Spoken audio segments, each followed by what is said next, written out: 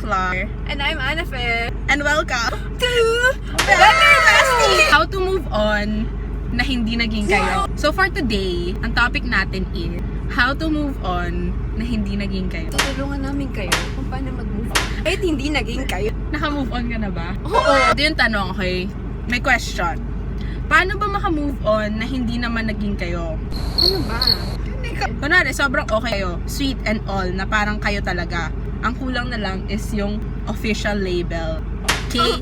Alam lahat ng tao na kayo, pero sa inyong dalawa, hindi pa official. Gusto Gusto niya talaga. Gusto niya ng label, pero hindi niya maibigay for some reason. Yan na kayo. Ano ba? Let's define. Ano ba yung hindi naging kayo? Parang kayo, pero hindi talaga kayo eh. Ang label. Kayo magkausap. Morning, good night. Yung best ang tawagan, pero bay ang galawan. Kaninong fault ba yun? Nagpa-fall ang may fault do. Depends sa relationship kasi. Yeah! Yung iba, admittedly naman kasalanan. Yung hindi pa sila ready maging sila officially. Pero kasi yung iba, nagmamadali maging sila. Hindi makapag-inta. Ako, kasi may mga iba, situation ng iba, hindi sila makapag-antay.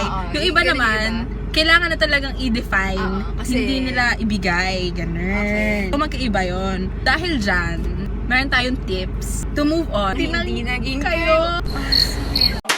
Number 1 tip, iiyak mo lahat and ilabas mo lahat. Kasi mahirap yung kinikip mo sa sarili mo, yung feelings mo. Kaya okay lang na umiyak. O, bigyan mo ng ilang weeks, charot. Bigyan mo ng ilang days para ilabas yung nafe-feel mo. Mas mahirap itago, di ba? Oo, normal lang yung iiyak mo talaga. Dadaan ka talaga sa face na. Talaga. Yeah. Dumaan ka ba do? Slide. Isipin mo lahat ng flaws at ilista mo. Nilista mo ba? Ilista ko pa lang. Mas helpful siya kasi ma-remember mo yung mga ayaw mo sa kanya. Like, kunwari, ayaw mo yung mga physical attributes. Lista mo yun. Kasi naman yung iniisip mo yung mga gusto mo sa kanya, hindi ka maka-move on kung gano'n. Yung kunwari, ayaw mo na clingy siya, gano'n. Or action time, gano'n. Talk to a friend. Kasi mahirap na parang, yun nga, kinikim-kim mo. Okay, pag yung friend mo, same kayo ng pinagdadaanan. Para alam mo may karamay ka. Oo, mahirap maging alone. Char. Malaking tulog yun na pareho kayo ng pinagdadaanan ng friend mo. Para at least, ayun nga, isipin mo hindi ka nag-iisa. Kahit hindi siya mag-react, basta sabihin mo kung ano yung nafe-feel mo, at least malabas mo rin. True. Mag-delete ng photos niya, videos, Snapchat, Instagram story. Mas mahirap kasi pag nakikita mo sa phone mo yung mukha niya, Pero di ba? depende rin sa'yo kung gusto mong i-delete or not. Kasi di ba, hindi tayo better. Pwede rin naman kasi remembrance yun. Kung gusto mo ipa-frame mo, display mo sa... O kaya pwede mo rin sunugin. Ang bitter nung magsusunog ng photo. Mag-delete ka ng photos sa Snapchat mo. Kasi sayang sa space, number 1. I make space for the new one. Charot! Kasi kung ikikip mo pa yun, tapos titignan mo pag bored ka, ano ka ba? Hindi mo patulungan yung sarili mo, di ba? Diba? Nasa sayo na yun kung i-delete mo or i-keep mo. Nasa sa'yo talaga yun. Pero mas maganda i-delete mo kasi para hindi mo na makita. At sayang din sa memory kung 16 gig lang yung phone mo. True. Huwag ka nang mag-check ng social media pero huwag mong i-unfriend. Kasi, syempre, yung mag-unfriend at saka mag-block, parang lumalabas na bitter ka. Yeah, talo ka pag ginawa mo yun. Ganun. Kung ayaw mo na talaga siya makita or may ginawa siyang kaeklabuhan, i-unfriend mo na. Hindi mo kailangan ng toxic chuva eklabu. Ikaw ba? Nag-unfriend ka ba? Hindi kasi in-unfriend ako eh. Oh my gosh. Ikaw ba? In-unfriend ka ba? Hindi. Baka in real life niya kasi ako in-unfriend. Ay. Okay lang. Yung ibang nag-unfriend sa social media, ayaw din nilang ma-hurt. Oo, yun yung reason naman. Siguro. Pero kung ayaw mo talagang magmukhang bitter, Bakit? Oo. bakit pa? Bayaan mo na. Oo, edi kung makita mo, No reaction. Huwag kang mag-check ng social media. Slight lang. Minsan lang. Huwag kang halata. Oo. Every day, every second, every minute. Balik alindog. Tapos balik ka din sa buhay na wala siya.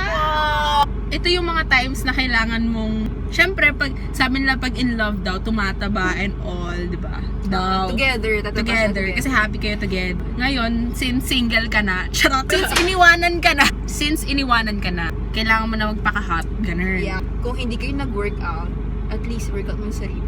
Hindi, at saka isang magandang way para maka-move on, ilabas mo lahat ng galit mo sa workout, di ba? Mag-boxing ka, ganun. Pagurin mo yung sarili mo. I-shed mo yung weight mo, shed mo din yung feeling.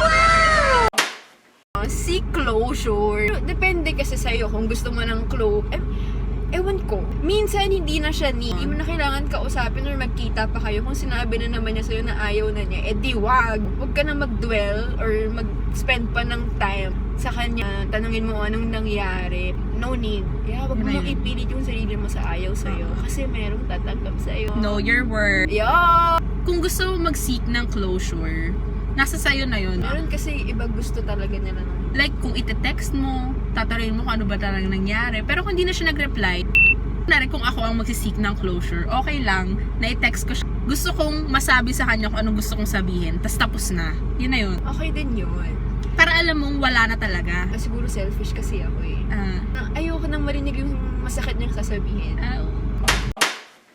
Huwag kang OA sa mga binigay niya sa'yo. Siyempre, may birthdays, Christmas, nagbibigay ako ng gifts, ganun. Binigay ba sa'yo? Walang binigay sa... Anong ginawa sa binigay mo? Sino ba? Okay. Basta huwag maging OA, okay? Huwag niyong sunugit, huwag niyong itapon. Kung pwede niyo pa namang gamitin, why not? Ang bitter kasi kapag susunugin mo or itatapon. I mean, what's the point? Ano yun, Yeah. para ilabas mo yung bitterness mo dun sa tao. I mean, parang wala ba kayong pinagsamahan? Ganun. Oh my God. Okay. Appreciate. Parang yung time na nag-enjoy kayo together, syempre, happiness mo rin siya. So, bakit mo susunugin or itatapon? Eh, di itago mo na lang. Remembrance, pakita mo sa anak mo. Next tip, Forgive. Sobrang need. Need yan. ikaw ba, nag-forgive ka? Oo. Ikaw? Hindi. Bitter bestie! Kailangan mag-forgive kasi life is short to fill your heart with hatred. Oh! Totoo yun. Pero importante talaga na mag-forgive. Kasi, Hindi ka yun nga. makaka-move on kung Oo. hindi ka mag-forgive. Kailangan mo i-forgive. Depende na sa'yo kung i-forget mo. Mahirap i-forget. Nandun na yun eh. Andun na yun. Oh my gosh, si Jesus na eh. Need yun talaga na mag-forgive para, ayun, sa next relationship mo, alam mandalin mo pa yun, diba? True. Kailangan mong itapon yung garbage. Yeah! I-hanger yung baggage. Most important, clear your baggage down. Acknowledge, accept, and let go! Let go! May baggage ka ba? Wala akong baggage. Basta pag nag-break na kayo, na hindi kayo, dapat isipin mo, na wala ka ng baggage. Hindi naman naging kayo eh. Tsaka may reason yun kung bakit hindi talaga naging kayo. May reason kung bakit hindi kayo nag-workout. Importante talaga yun. Accept. Wala ka nang magagawa. Hindi talaga naging kayo. Yeah, plan yun ni God. Siguro, nagstay sila sa life niyo for a while. As a lesson. Lesson learned. Yeah, Yun. no regrets, just lessons learned. Yeah. Let go daw. Kasi, syempre may iba pa namang darating dyan. Yeah. Diba? Madami pa yan. Sure. Yeah, sure. Sure. Hindi ka pa ata go. nakalet go, girl. Nakalet go na ako! Ganun talaga. Life goes on. Life doesn't stop for anyone. If he's the one for you. He won't let go. If he's the one for you. He won't give up. If he is the one for you. Ito na, seryoso na. Okay. Lesson learned. So, wag mo ibigay yung 100% mo talaga kung hindi pa naman officially kayo. Pero no regrets, no regrets. Just lessons learned. Basta lessons learned. Basta lesson learned. Yun na yun. Madami kasi kami natutunan lessons. Huwag mo siyang gawin mundo mo. Totally. Kasi hindi naman naging kayo. I mean, kahit naging kayo, di ba? Hindi dapat parang ibigay yung totally yung self mo. Kasi Yeah. pag hindi na kayo, mahirapan kang hanapin ulit yung sarili mo. Self-love pala. Don't settle for less. Alam niyo naman kung ano yung worth niyo. So, hindi kami expert sa pag-move on. Magchichikahan lang tayo. di ba? Trip lang namin. Oo. Tamaan ko tamaan. Oh. Harsh, but the truth hurts. So yun, hopefully may natutunan kayo sa how to move on video na. Kung meron kayo mga questions, Yeah. i-comment nyo down below and we'll answer. Yeah. Na iba naman, ibang sasakyan naman. no? Sige, sige. Thank you guys for watching. Hopefully may nakuha kayo sa video. Sana maka-move on kayo. Sasama namin kayo sa journey. And kung may questions pa kayo or topics na gustong i-discuss, Discussion, guys. comment down below para gawa kami ng video. Yeah. Noon, bitter. Ngayon, better. So, dapat better na rin kayo, guys. Never bitter. Sandaling bitter lang. Slide. Ay, don't forget to subscribe. Cha-ching! We'll see you on our next video. Bye!